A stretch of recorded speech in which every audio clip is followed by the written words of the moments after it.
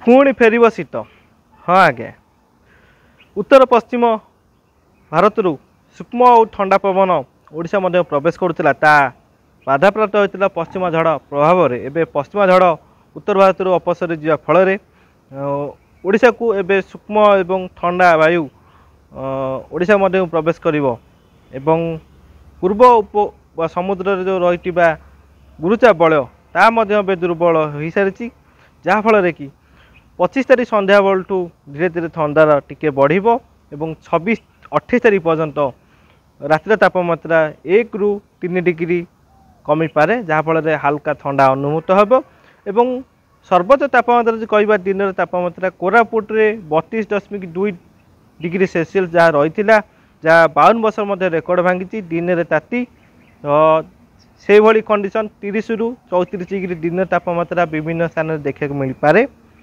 एवं ता सहित जदि कहबा जो घन कुहुड़ी रही टिके मात्रा ह्रास घटो किंतु घन कुहुड़ी रहिबो आगामी 28 तारीख पर्यंत एवं ठंडा 26 ରୁ 28 हाल्का ठंडा देखा मिल। तो दिन में हाल्का गरम एवं राति में ठंडा अर्थात दिन में गरम राति ठंडा अनुभूत हम। जदि भी किसी अपडेट आसे निश्चित भाव में आपको जनइबी। देखुँ चैनल को सब्सक्राइब कर लाइक शेयर करेंगे। रही नमस्कार।